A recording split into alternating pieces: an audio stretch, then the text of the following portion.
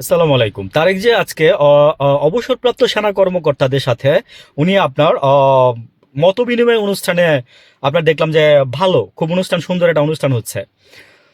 তো আসলে কি ওনাকে বলতেছি না, রাজনীতি যারা করে আমার মনে হয় কি তাদের লজ্জা শরম একটু কমই আছে। মানে আমাদের যতটুকু সাধারণ জনগণের আছে আহ, উম, আহ, আপনার লজ্জা শরম কমই আছে, বিকজ তাদের লজ্জা নাই। আমরা যেমন পেটে ক্ষুধা লাগলে বলতে পারি যে না, যে ভাই আমার ক্ষুধা লাগছে, আমার ক্ষুধা লাগছে, একটু খাবার দেন, আমি হয়তোবা না খেয়ে আমি চলে যাব। কিন্তু ওদের মনে হয় এটা নাই, যারা রাজনীতি করেন। আমি অনেস্টলি কথাটা বললাম, আপনাদের আসলে লজ্জা নাই। যতদিন পর্যন্ত আপনাদের লজ্জা না থাকবে ততদিন পর্যন্ত আপনারা কোনো কিছুই গেইন করতে পারবেন না। মানে সম্মানের সাথেই বললাম কথাটা, হয়তোবা একটা উপদেশও দিয়ে ফেলছি। সো আমি বললাম যে আগে লজ্জা আনেন, আগে নিজের মধ্যে লজ্জা আনেন, আগের মধ্যে নিজের মধ্যে বিবেক তাড়িত বোধ আনেন। হ্যাঁ, তারপরে দেশের মানুষের জন্য যদি কাজ করেন, মানে তাইলে বিশ্বাস করব। আর হচ্ছে যে আমি এখানে আরেকটা জিনিস বলি যে আসলে কি দেশের নেতা দেশে থাকবে। আমি বলতাম অনেক আগে যে ভালো নেতা দেন, দেখবেন যে আমাদের দেশ এমনি গড়ে উঠবে।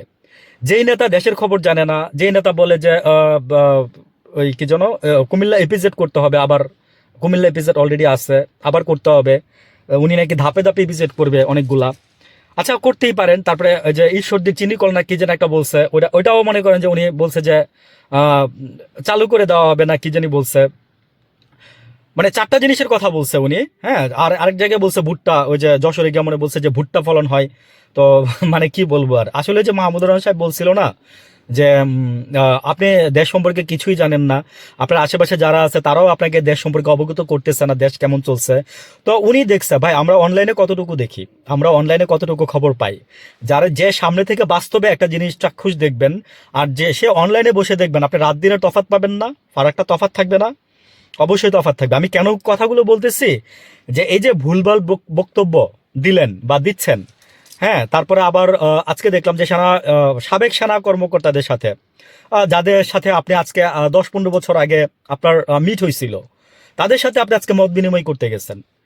তো এই জিনিসটা আমার কাছে খুব খারাপ লাগছে যে এই মত বিনিময়টা না করলেও হইতো। আসলে কি আপনি এখন সব জায়গা দিয়ে লিয়াজু মেনটেন করতেছেন, জাস্ট জনগণ ছাড়া। জনগণ ছাড়া আপনি লিয়াজু মেনটেন করতেছেন। আপনি চাচ্ছেন যে ওইভাবে যদি কোনো কিছু করা যায় কি না। তো আমার খারাপ লাগছে, that's why I am talking about that. তো হয়তো আপনার ভালো লাগছে, এই জন্য আপনি ভালো কাজ করছেন।